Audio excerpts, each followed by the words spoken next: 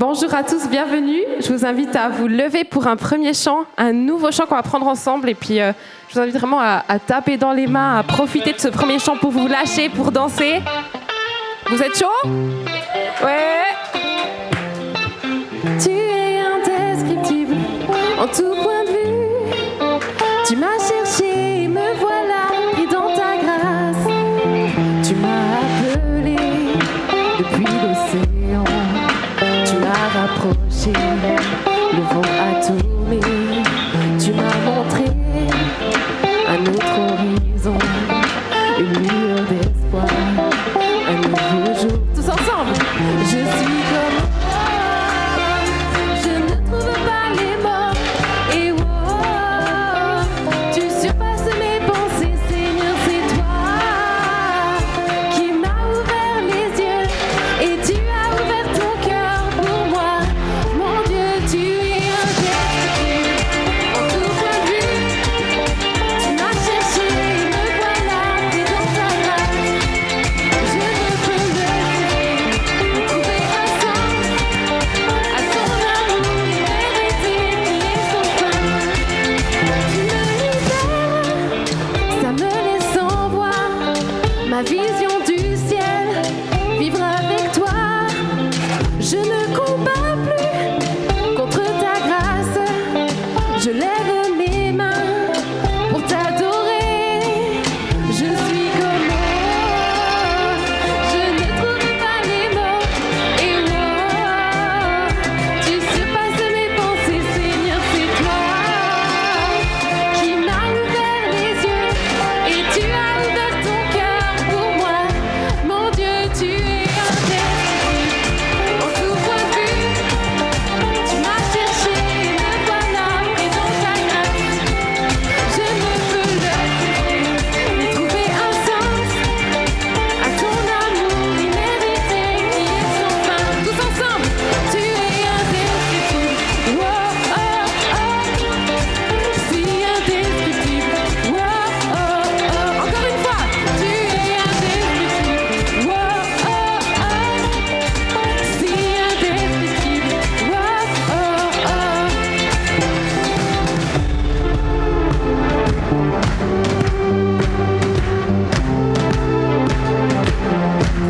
L'amour parfait a pris ma place. Seulement Jésus, sa grâce seule, incomparable, inimitable. Où tu m'appelles, là j'irai.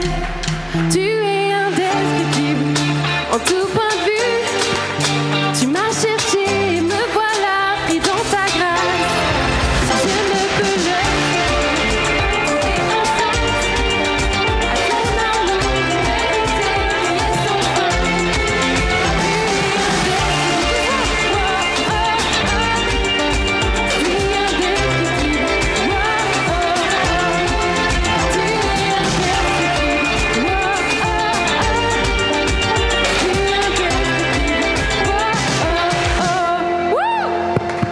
Amen.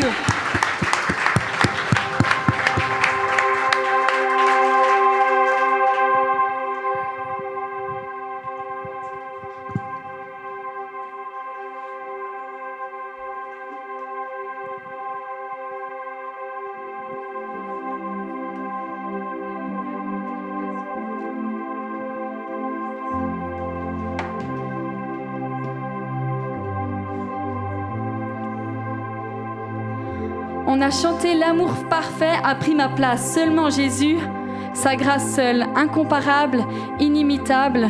Où tu m'appelles là, j'irai. Amen. Et que ce matin on puisse se rappeler de ce geste rempli d'amour qui est la croix.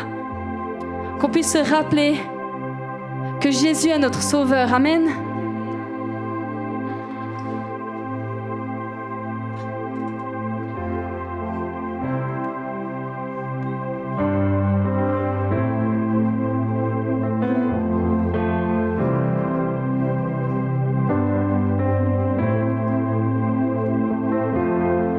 Le pain, ton corps, le vin, ton sang.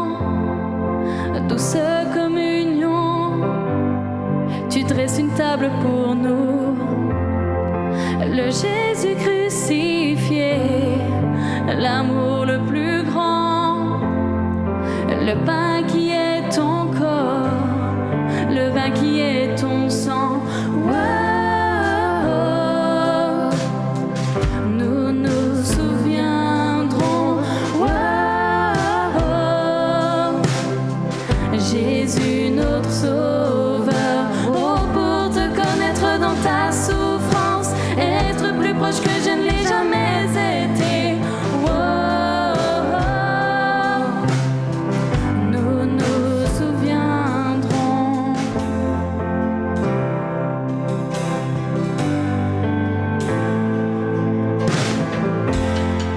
Les trous dans ta main, ton côté percé, 39 coups de fouet m'ont rendu la vie.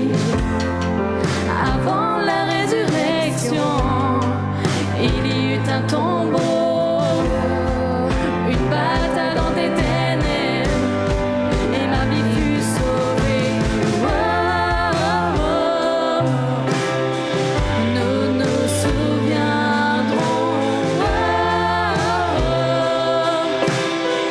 Jésus notre Sauveur, oh, pour te connaître dans ta souffrance, être plus proche que je ne l'ai jamais été. Oh, nous nous souviendrons.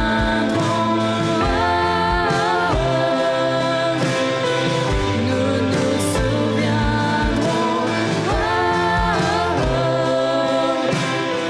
Jésus notre Sauveur, oh, pour te connaître dans ta souffrance, être plus proche que je ne l'ai jamais été. Oh, nous nous souviendrons.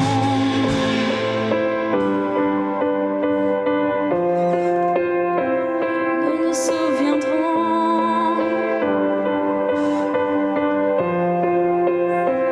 Regarde à lui ce matin, rappelle-toi qu'il t'aime, d'un amour sans limite.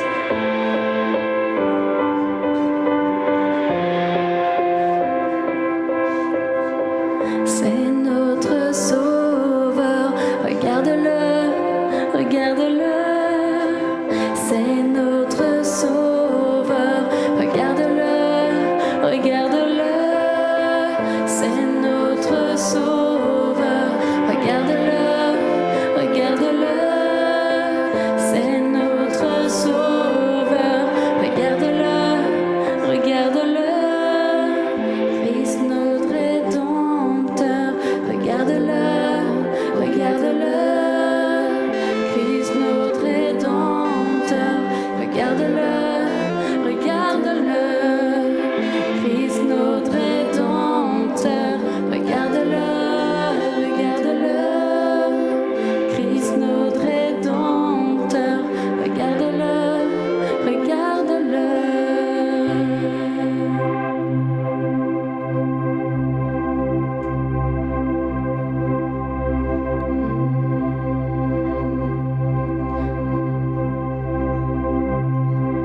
Prends mon cœur, prends mon âme, prends mon être et je vais te servir, t'obéir, m'abandonner pour te suivre.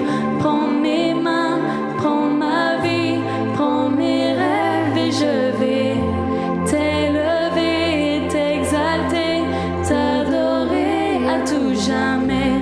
Prends mon cœur, prends mon âme, prends mon être et je vais te servir, t'obéir, m'abandonner pour te suivre. Prends mes mains, prends ma vie, prends mes rêves et je vais t'élever, t'exalter, t'adorer à tout jamais.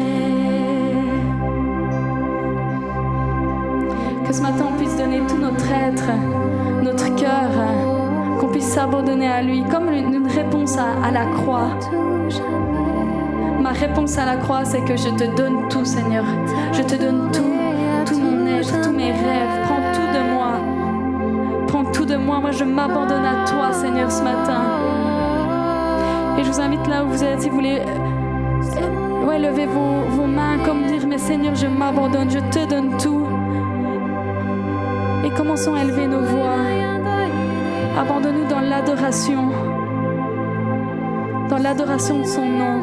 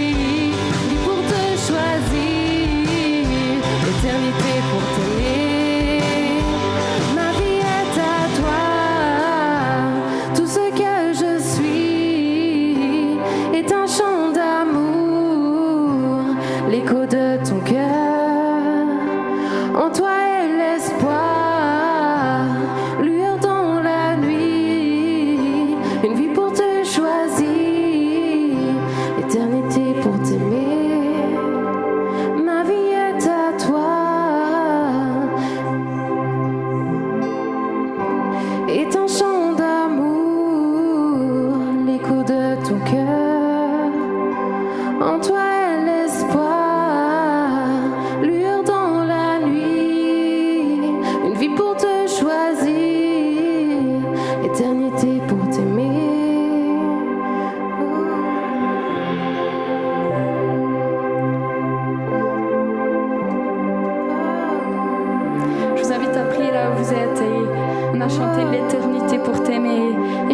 déclarer des paroles d'amour ce matin à notre Dieu.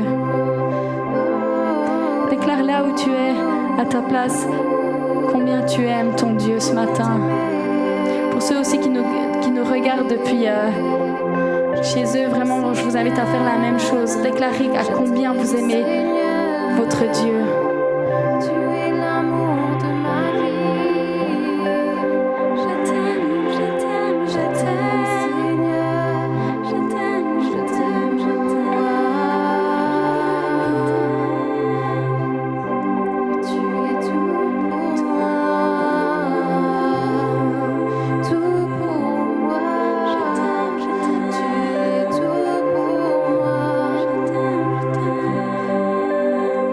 combien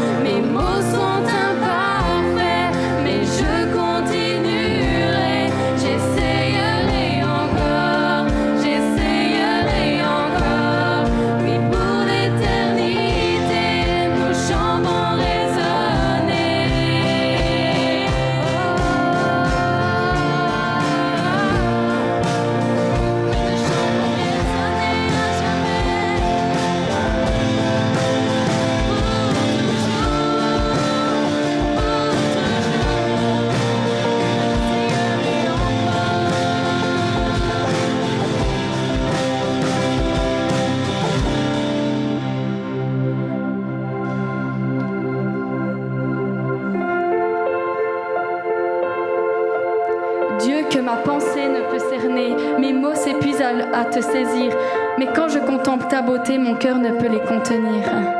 Waouh!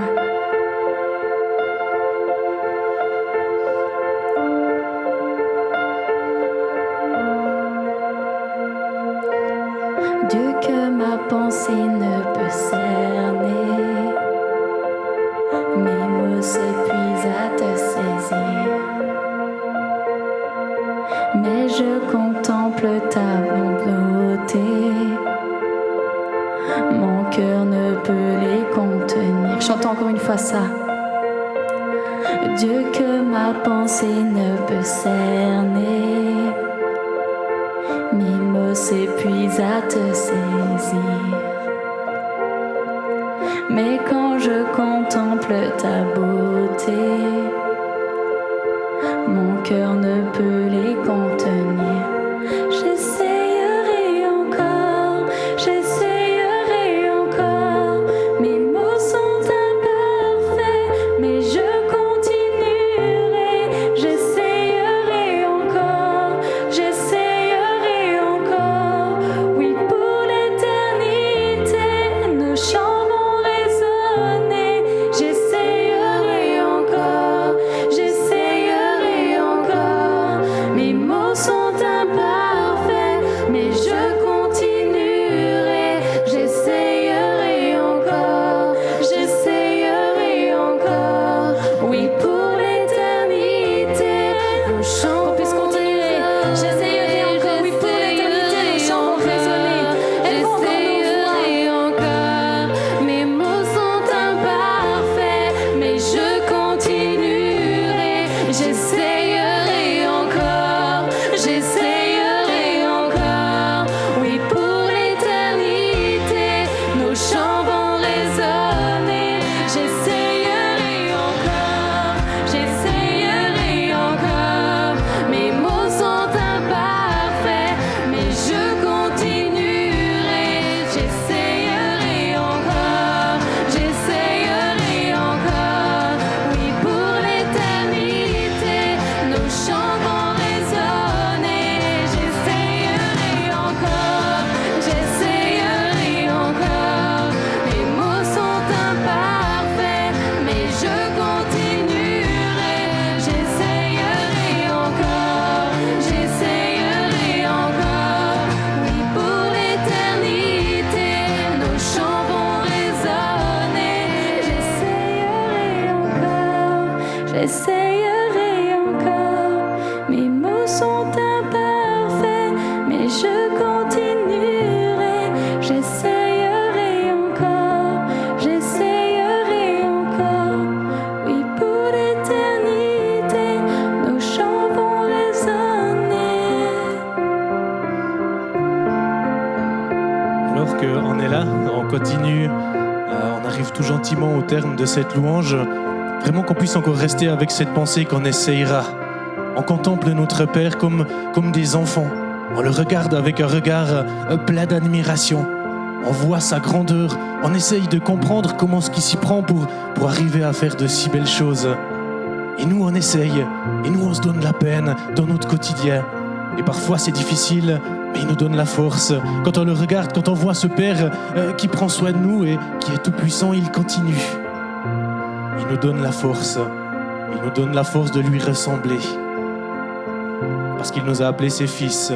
Parce qu'il nous a adoptés dans sa famille.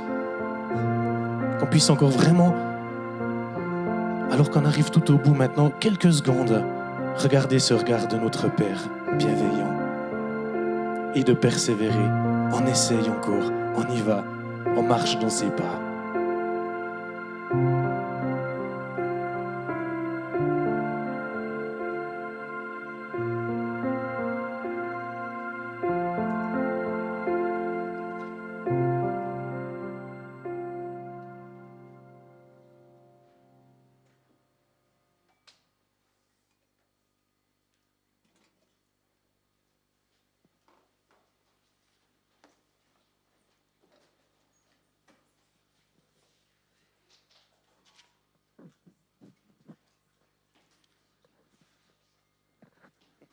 Voilà, on va passer à l'offrande.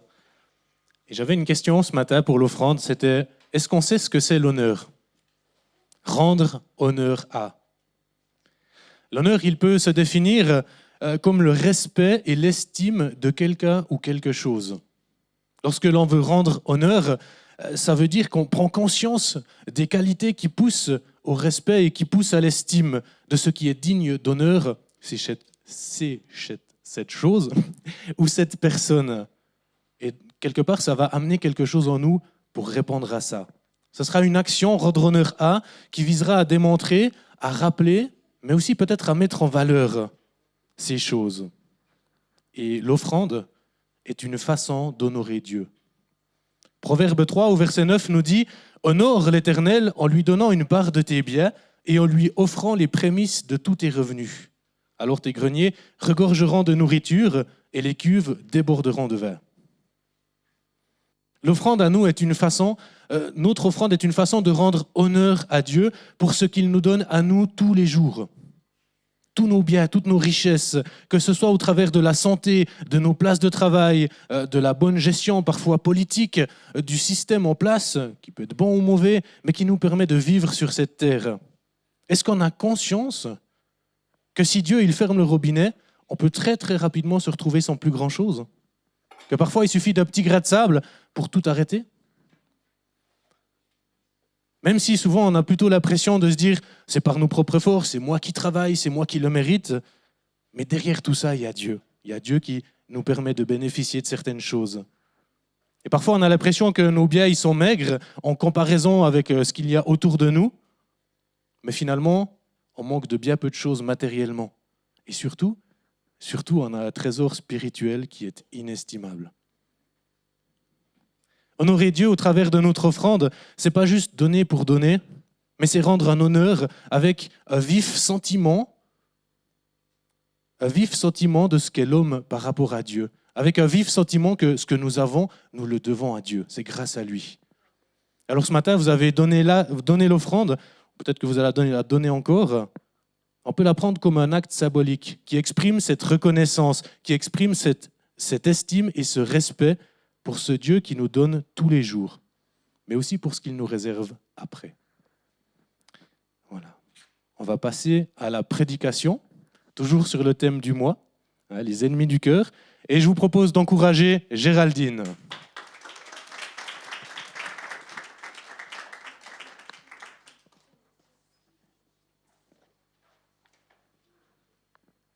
Manger 5 fruits et légumes, boire au moins 1,5 litre d'eau par jour, dormir suffisamment, faire régulièrement de l'exercice physique, éviter l'abus de graisse, de sel, de sucre, d'alcool, etc.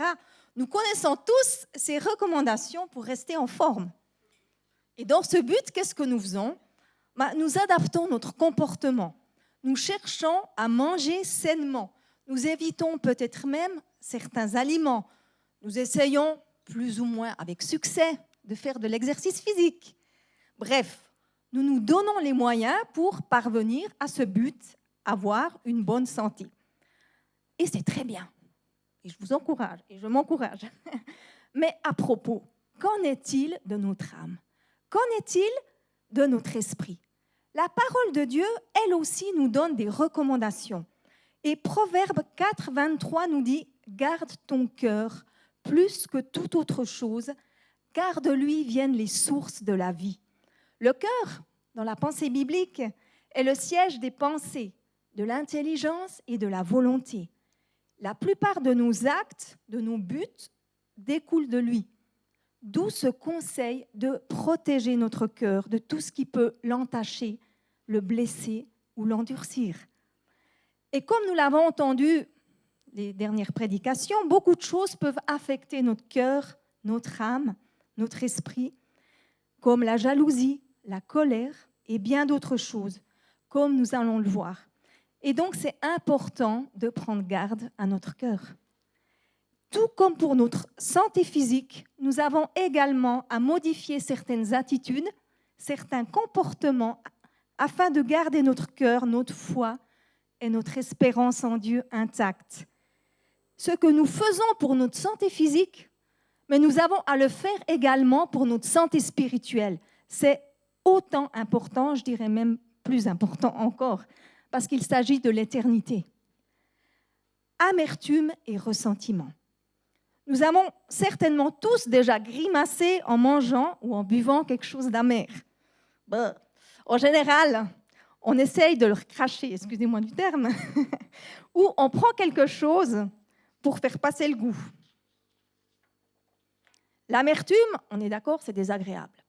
Ça laisse un arrière-goût dans la bouche, ça fausse la saveur réelle des autres aliments, même les meilleurs. Il se passe exactement la même chose avec l'amertume dans notre cœur. Elle altère tout ce qui entre en contact avec elle. Elle altère nos pensées, notre volonté, nos émotions, notre regard. Tout devient insipide. Et on va regarder dans Nombre 12, 1 à 2, un texte qui nous parle par rapport à l'amertume. Marie et Aaron parlèrent contre Moïse au sujet de la femme éthiopienne qu'il avait prise, car il avait pris une femme éthiopienne. Ils dirent, « Est-ce seulement par Moïse que l'Éternel parle ? N'est-ce pas aussi par nous qu'il parle ?» Marie, ou Myriam, selon les traductions, la sœur de Moïse parle mal de lui, car elle est contrariée. Elle est contrariée de ne pas être considérée au même titre que son frère. Après tout, elle aussi, elle est prophétesse. Et puis de plus, elle est l'aînée. Alors, est-ce qu'elle ne devrait pas être autant reconnue que Moïse ? Avoir plus de considération.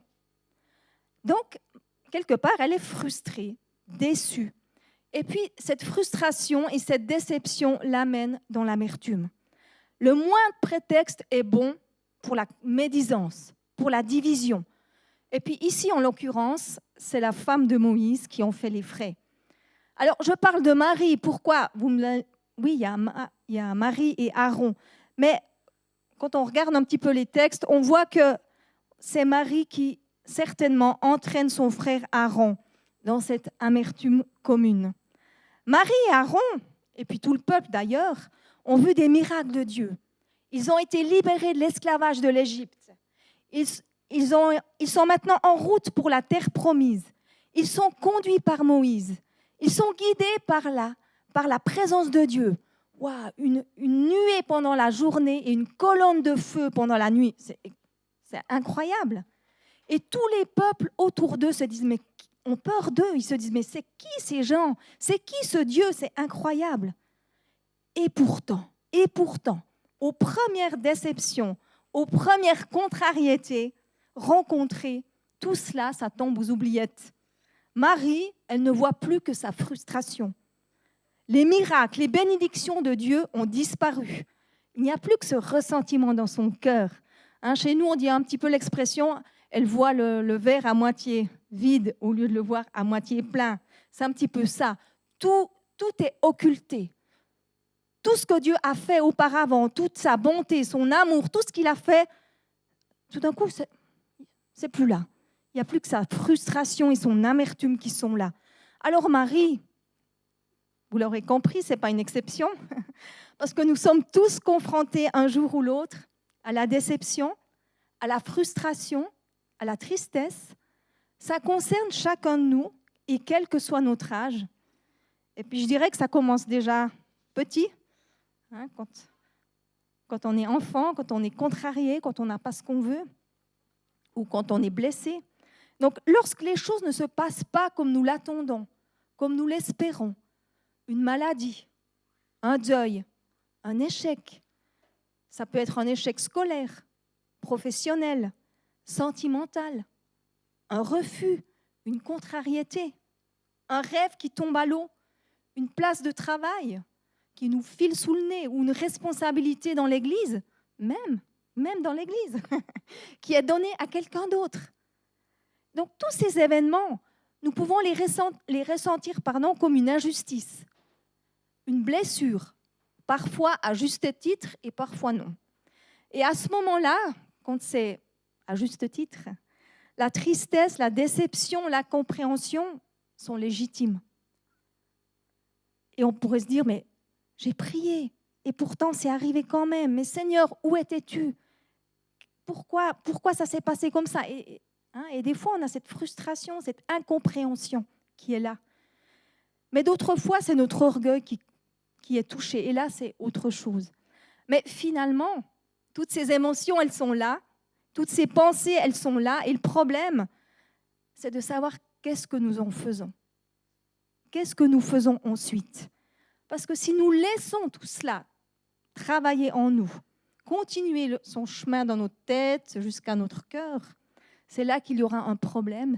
C'est là que nous allons devenir amers. Et comme Marie.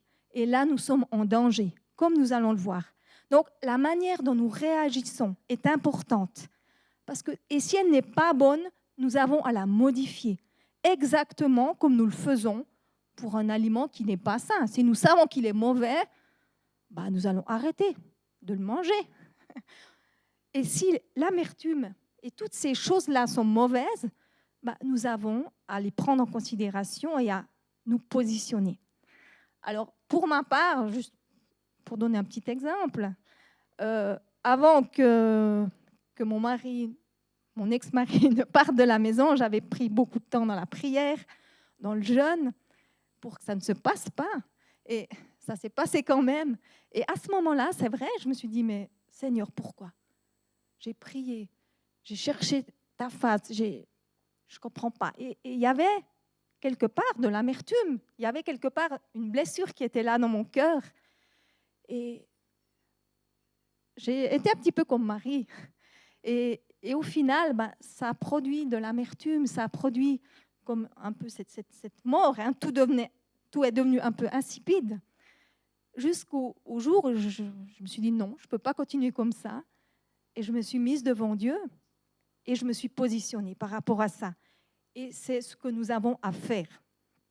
Donc, quelles sont les conséquences de l'amertume? Donc, on va continuer dans le texte de Nombres, les versets 10 à 15. La nuée se retira du dessus de la tente et voici, Marie était frappée d'une lèpre blanche comme la neige.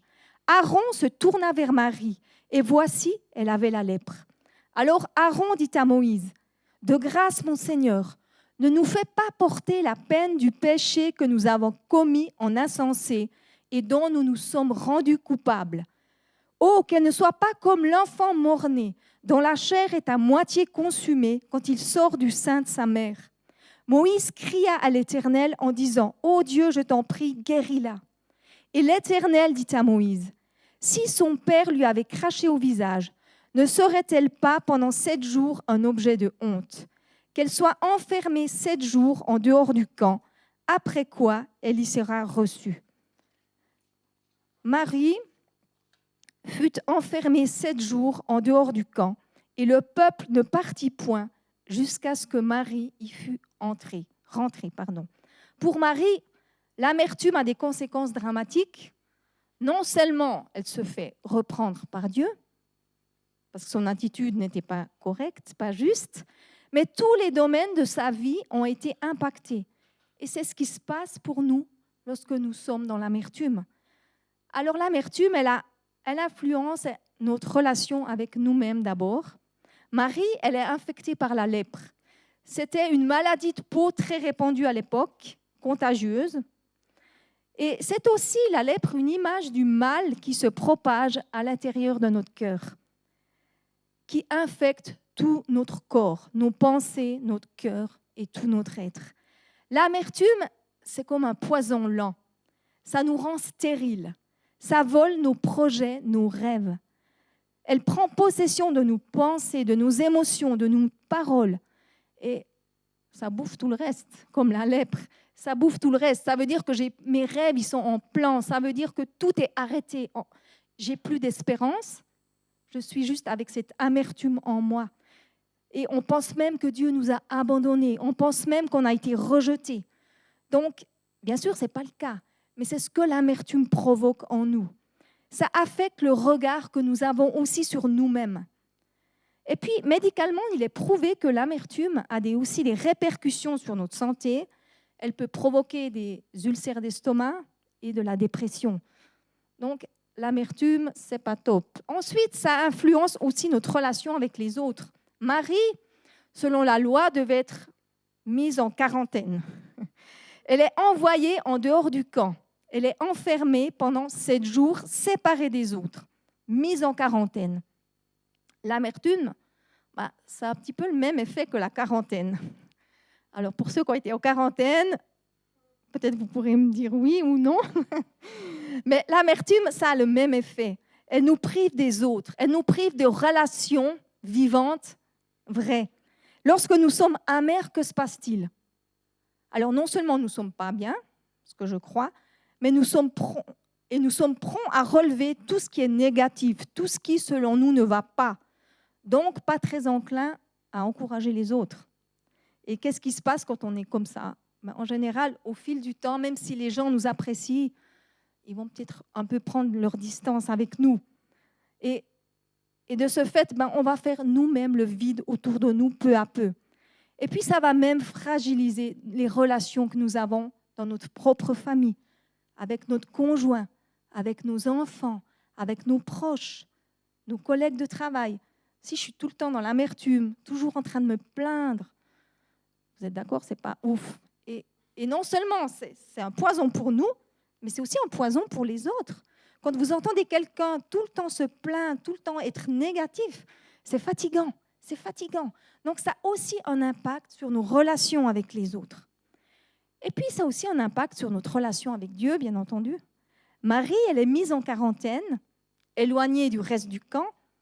Ça veut dire qu'elle ne peut plus se présenter à la tente de la rencontre, le lieu de la présence de Dieu. L'amertume, est-ce que ça plaît à Dieu? Non, je ne crois pas. L'amertume, elle dresse un mur de séparation entre Dieu et moi. Alors, non pas que Dieu m'aime plus, pas du tout. Bien évidemment pas. Mais Dieu est saint. Dieu haït le péché.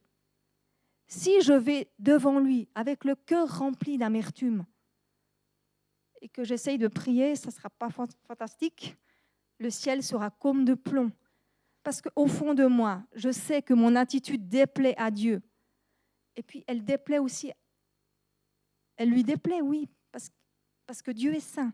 Ça ne veut pas dire qu'il ne m'aime plus, mais mes prières vont s'arrêter au plafond. Et ça va m'empêcher d'entrer pleinement dans la présence de Dieu, parce que je ne suis pas libre. Donc, il y a vraiment comme un mur entre moi et Dieu. Et puis, il y a une autre conséquence qu'on voit moins cette fois, c'est un frein à la bénédiction. La dernière conséquence de l'amertume, cette fois, elle concerne les autres. En effet, on voit dans le texte que tout le peuple, sans exception, a dû attendre la fin de la quarantaine de Marie pour reprendre sa route. Donc l'amertume, non seulement impacte notre vie personnelle, nos rêves, nos relations avec les autres, avec Dieu, mais elle a également des conséquences invisibles parce qu'elles sont spirituelles. Certaines bénédictions, certains accomplissements de Dieu sont stoppés net, retardés, mis en quarantaine eux aussi, à cause de notre attitude de cœur, à cause de l'amertume, de la médisance et de tout ce qui est rattaché. Dieu est saint, le péché l'insupporte. Et de ce fait, chaque fois que nous agissons par amertume, chaque fois que je critique, chaque fois que je dis du mal, que je cherche, on dit que chercher des poux dans la tête, chaque fois que j'œuvre pour le mal, non seulement j'érige un mur entre Dieu et moi, mais même au milieu de l'Église, l'amertume, la critique empêche et freine la bénédiction de Dieu, comme le peuple qui a dû attendre 7 jours.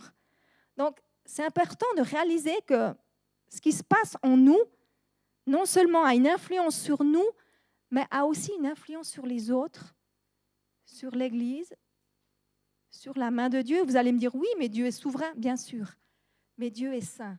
Et quand il y a des choses qui sont contre sa nature, ça freine son œuvre.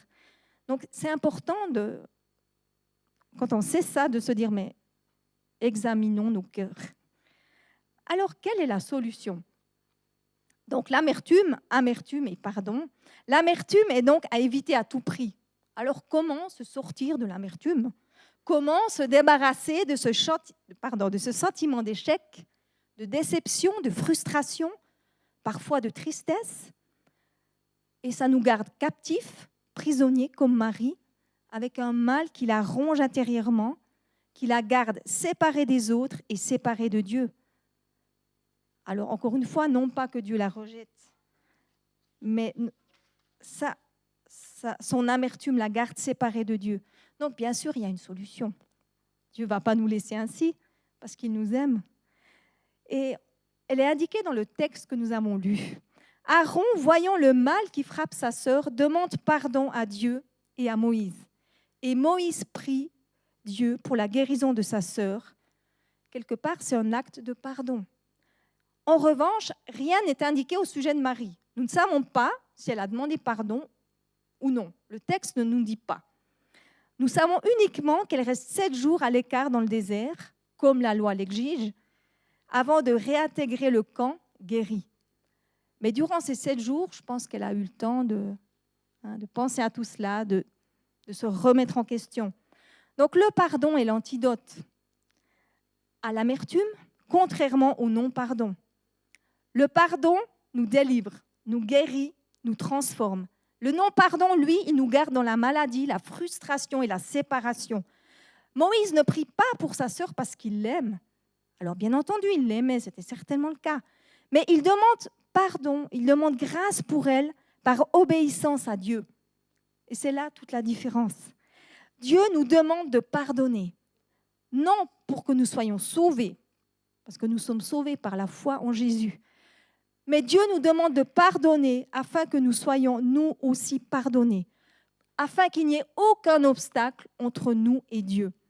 En effet, lorsque nous ne pardonnons pas, nous dressons un obstacle entre nous et Dieu qui freine, qui empêche la bénédiction sur notre vie, mais aussi sur la vie de la personne à qui nous refusons de pardonner. Éphésiens 4, 32. On peut voir le texte, je crois. « Soyez bons les uns envers les autres, compatissants, vous pardonnant réciproquement, comme Dieu vous a pardonné en Christ. » Donc, c'est vraiment, Dieu nous demande de pardonner. Et qu'est-ce qui se passe quand nous ne pardonnons pas? Comme je l'ai dit, ça empêche Dieu de nous bénir. Pas parce qu'il ne nous aime plus, mais parce que c'est contraire à sa nature, c'est contraire à qui il est. Et parfois, on ne pardonne pas pour certaines raisons, qui sont, je pense, de mauvaises raisons. La première, nous pensons que pardonner, ça annule l'offense. Ça nie l'injustice, le mal qui nous a été fait. Oh, c'est comme s'il n'y avait rien eu. Non, pardonner, ça ne veut pas dire cela. Le pardon, c'est un choix que nous faisons consciemment, volontairement, indépendamment de l'offense qui a été faite, du mal qui nous a été fait. Ça ne signifie pas qu'il n'y a rien eu, pas du tout. Mais pardonner, ça signifie « tu m'as blessé, oui, mais je choisis de ne rien retenir contre toi. Je choisis de ne pas me venger. Je choisis d'amener tout. L'injustice qui m'a été faite, le mal qui m'a été fait, il est là. C'est un fait, je souffre, mais je ne veux pas rester avec ça et je l'amène à Dieu. J'amène tout à Jésus. Le pardon, également, ça ne dépend pas des émotions, de notre ressenti vis-à-vis de la personne. C'est une affaire de choix et non d'émotion. C'est pas « Ah, mais j'aimerais pardonner, mais quand même, c'est compliqué, puis j'y arrive pas. » Et puis, des fois, on pense que pour pardonner, je dois aimer la personne. Enfin, je dois ressentir je sais pas quoi, un truc surnaturel, un amour surnaturel, surdimensionné. Mais non, le pardon est un acte volontaire. C'est un choix que l'on fait indépendamment de ce que je ressens dans mon cœur. Nous n'avons pas à ressentir un amour démesuré pour la personne pour lui pardonner. Lorsque je pardonne, qu'est-ce qui se passe? J'amène mon offense à Dieu, j'amène ce qui m'a fait mal à Dieu et je permets à mon cœur d'être guéri, libéré de l'amertume. Alors ça ne va pas se faire forcément tout de suite, immédiatement, mais petit à petit. Quand je pardonne, ça permet à mon cœur d'être guéri. Ça ouvre la porte à la guérison, à la restauration. Ça signifie, Seigneur, je t'obéis. Je pardonne. Et je te remercie parce que je sais que tu vas faire ton œuvre en moi. Et puis le pardon, des fois on pense aussi que, mais moi je veux bien pardonner, mais d'abord il doit venir s'excuser. Alors, peut-être que cette personne va se rendre compte qu'il vous a fait mal, mais peut-être pas. Et à ce moment-là, vous pouvez attendre, mais ça se fera peut-être jamais. Peut-être que jamais la personne ne va venir, soit parce qu'elle est en incapacité de le faire, peut-être qu'elle est très très loin, peut-être même qu'elle est décédée, malade, peut-être même qu'elle n'a pas conscience du mal qui a été fait. Donc, si on réagit comme ça, on va attendre toute notre vie. Et est-ce que vraiment on a envie de rester avec une amertume dans le cœur toute notre vie? Non. On peut attendre. Donc, on a ce choix à faire indépendamment que la personne vienne demander pardon ou pas. Si elle le fait, c'est bonus. Mais nous avons notre part à faire. Et notre part à faire, c'est de pardonner en tout temps, en toute occasion. Moïse a pardonné à Marie, bien qu'il ait été offensé, trahi. Cela a permis que Marie soit guérie et restaurée. Quand je ne pardonne pas, mais quelque part, je me place sous le règne du diable. Parce que la nature de Dieu, c'est le pardon. Quand je ne pardonne pas, quelque part, je retiens la personne captive. Et Dieu m'a aimé. Dieu s'est fait justice pour moi. Dieu m'a pardonné alors que j'étais loin de lui. C'est la nature de notre Père. Et c'est ce dont nous sommes aussi appelés. Dieu a choisi d'envoyer son Fils pour le salut de tout homme, de toute femme, afin que nos péchés soient pardonnés. Alors, est-ce que nous, en tant qu'enfants de Dieu, nous pouvons refuser le pardon à notre prochain? Si nous sommes les fils et les filles de notre Père, nous sommes appelés à faire de même que lui a fait pour nous. En conclusion, Éphésiens 4, 31, que toute amertume, toute animosité, toute colère, toute clameur, toute calomnie et toute espèce de méchanceté disparaissent du milieu de vous. Ce matin, peut-être que il y a peut-être de la tristesse, de l'incompréhension, de l'amertume dans notre cœur. Peut-être qu'il y a de la déception. La joie, la paix n'est plus là. Mais j'aimerais vous inviter, je perds ma feuille, à venir devant Dieu, à vous positionner.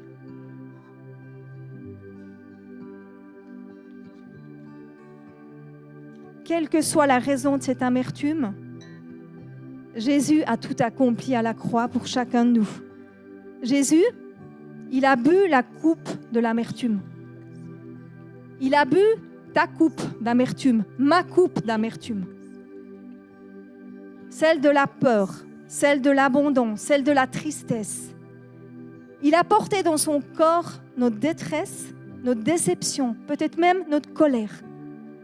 Jésus a été torturé, mis à mort injustement, et pourtant il a choisi, comme Moïse, de pardonner à ceux qui lui ont fait mal, afin de plaire à son Père, mais afin aussi que nous puissions être libres. Nous avons été pardonnés alors que nous étions coupables. Alors ce matin, j'aimerais vous inviter, s'il y a de l'amertume, du non-pardon, de l'incompréhension, à venir devant ce Dieu qui nous aime tant et lui demander pardon. Je crois que Dieu aimait profondément Marie, bien sûr. Et il a permis qu'elle sorte de cette quarantaine. Et ce matin, si ton cœur, si ta vie est en quarantaine, si l'amertume te garde loin des autres, loin de Dieu, si l'amertume a arrêté net tes projets, tes rêves, si tu te sens un petit peu comme un désert, moi j'aimerais t'inviter à venir devant le trône du Père et lui demander grâce et lui déposer ce qui t'a fait mal, ce qui t'a aigri, ce qui t'a chagriné. Parce que Dieu désire te faire sortir de cette quarantaine.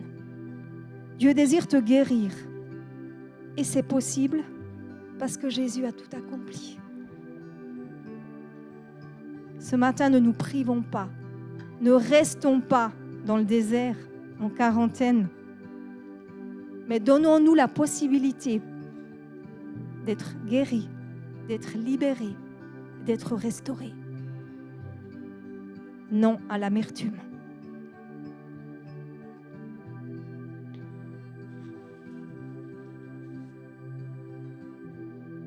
Je me retrouve à tes pieds, mon cœur est lourd et chargé. J'ai vécu si loin de toi que le péché m'enchaîna. Je me retrouve à tes pieds, mon cœur est lourd et chargé. J'ai vécu si loin de toi que le péché m'enchaîna.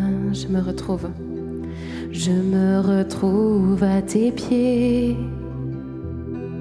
Mon cœur est lourd et chargé. J'ai vécu si loin de toi que le péché m'enchaîna. Pourtant, tu es toujours là.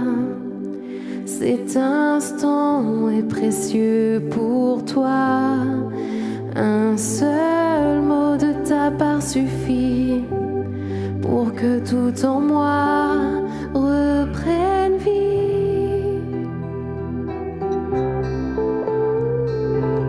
Oui, tu es là, Seigneur. Je sens ta main près de moi. Je la saisis et te suis. Si mes ténèbres reviennent, je me tiendrai à tes pieds, car je sais que tu es toujours là. Je ne veux que dépendre de toi. Un seul mot de ta part suffit pour que tout en moi reprenne vie. Tu me libères par ton amour.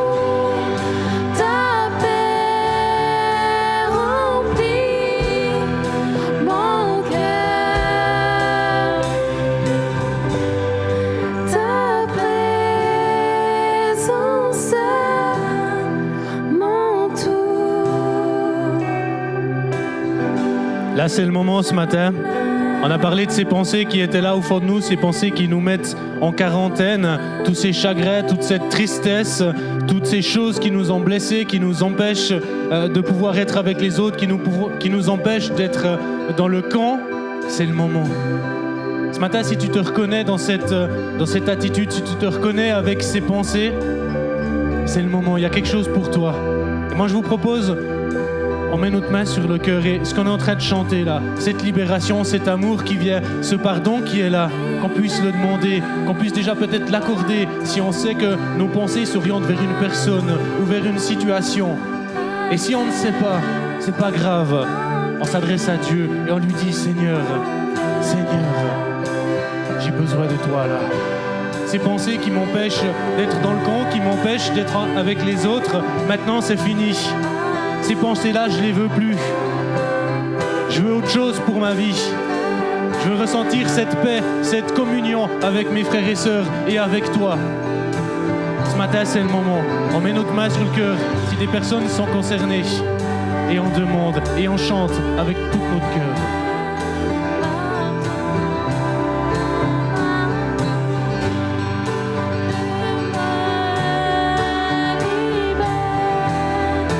Par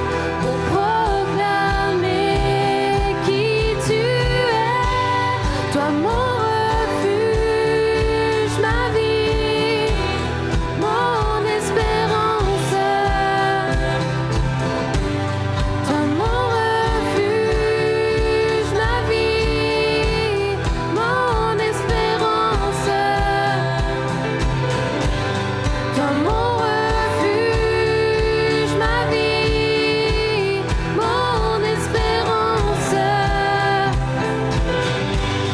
Toi mon refuge, ma vie, mon espérance. Tu me libères par ton amour, ta paix remplit mon cœur, ta présence mon tout, et je me relève pour proclamer qui tu es. Tu me libères par ton amour, ta paix remplit mon cœur, ta présence mon tout, et je me relève pour proclamer qui tu es. Fuge ma vie, mon espérance. Toi mon refuge, ma vie, mon espérance. Toi mon refuge, ma vie, mon espérance. Toi mon refuge, ma vie, mon espérance.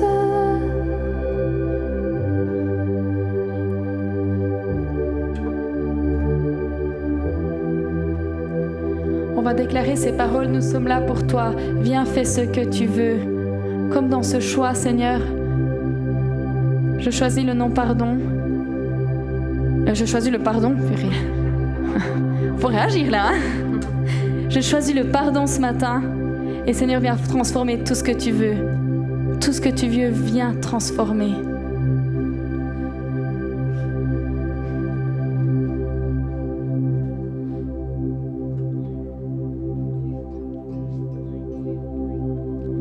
Et mon sang encore ébranlé, les forteresses vont se briser. Dieu, nous croyons, car nous voyons que tu fais toujours des merveilles. Nous sommes là pour toi. Viens, fais ce que tu veux. Nous sommes là pour toi. Viens, fais ce que tu veux. Nous te donnons nos cœurs. Viens, fais ce que tu veux. Viens tout changer. Viens tout changer. Chaque corps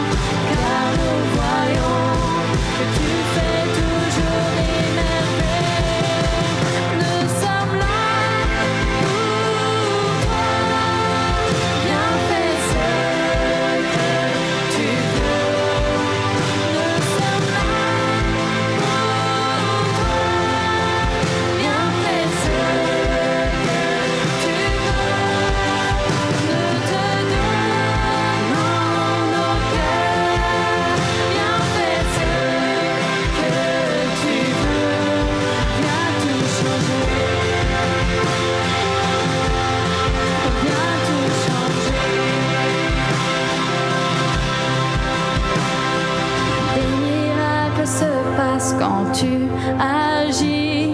La guérison est là dans ce lieu. Des miracles se passent quand tu agis. La guérison est là dans ce lieu ce matin. Dieu veut aussi guérir ton cœur. Des miracles se passent quand tu agis. La guérison est là dans ce lieu. Des miracles se passent quand tu agis. Les cieux descendent. Viens tout changer. Viens tout changer. Nous sommes là pour toi. Viens faire ce que tu veux. Nous sommes là pour toi. Viens faire ce que tu veux. Nous te donnons nos cœurs. Viens faire ce que tu veux. Viens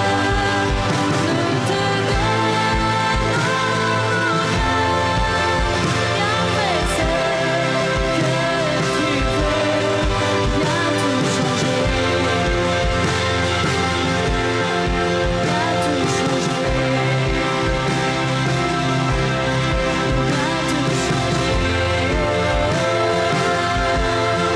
Viens tout changer. Des miracles se passent quand tu agis. La guérison est là dans ce lieu. Des miracles se passent quand tu agis. Les cieux descendent. Chante ce matin ça, ces paroles. Des miracles se passent quand tu agis. Les cieux descendent. La guérison est là, elle est là dans ce lieu. Des miracles se passent quand tu agis. Les cieux descendent. Des miracles se passent quand tu agis. La guérison est là dans ce lieu. Des miracles se passent quand tu agis. Les cieux descendent. Des miracles se passent quand tu agis. La guérison est là dans ce lieu. Des miracles se passent quand tu agis. Les cieux descendent. Nous sommes là pour toi. Viens faire ce que tu veux. Nous sommes là pour toi. Viens faire ce que tu veux. Nous te donnons nos cœurs. Viens faire ce que tu veux. Viens tout changer. Viens tout changer. Encore une fois, nous sommes là. Nous sommes là pour toi. Viens faire ce que tu veux. Nous sommes là pour toi. Viens faire ce que tu veux. Nous te donnons nos cœurs. Viens faire ce que tu veux. Viens tout changer. Viens tout changer.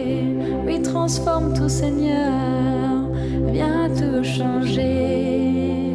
Transforme nos cœurs. Viens tout changer. Viens tout changer. Viens tout changer. Viens tout changer. Au plus profond de mon cœur, viens tout changer. Viens tout changer. Viens tout changer, Jésus. Viens tout changer. Viens tout changer. Viens tout changer. Viens tout changer. Chantons encore ça. Viens tout changer. Viens tout changer. Donne-lui accès à ton cœur, qu'il puisse venir tout changer, tout ce qui est en profondeur, toutes ces blessures, toute cette amertume qui est peut-être encore en profondeur. Que Dieu puisse venir tout changer. Donne-lui cet accès. Fais le choix de dire, mais Seigneur, je te donne ce matin tout. Je te donne l'accès. Viens tout changer. Viens tout changer. Viens tout changer. Viens tout changer. Viens tout changer. Viens tout changer. Viens tout changer. Viens tout changer. Viens tout changer. Aussi, viens tout changer. C'est comme si le Seigneur, il veut montrer à des personnes, Marie, un peu comme Marie qui voyait Aaron, qui était peinée par ce qu'elle voyait. Tu es aussi peiné par ce que tu vois dans ta vie. Il y a des mensonges qui sont là au fond de toi, dans ton cœur, qui sont bien verrouillés, comme elle l'a chanté. Et c'est des mensonges qui te poussent à te voir d'une mauvaise manière. Tu ne te vois pas comme Dieu te voit. Et je crois que pour toi, ce matin, il y a quelque chose de plus. Alors, je ne sais pas si c'est quelqu'un dans la salle, si c'est derrière la caméra, mais si cette personne se reconnaît et qu'elle a la possibilité, moi, je t'encourage à venir devant et on va juste prier pour toi. Je crois qu'il y a le Seigneur qui veut déposer un regard nouveau sur ta vie.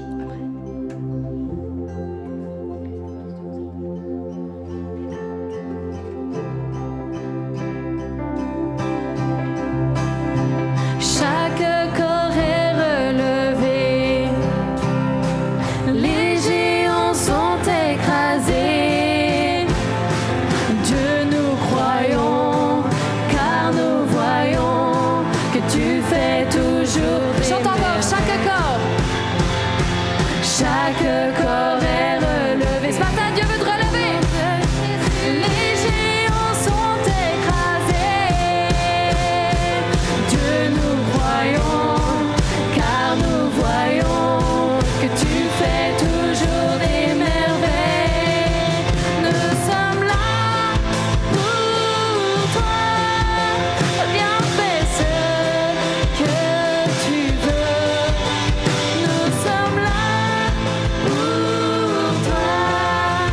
Viens fais ce que tu veux. Nous te donnons nos cœurs. Viens fais ce que tu veux.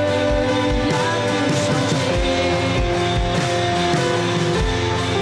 Viens tout changer. Viens tout changer. Viens tout changer.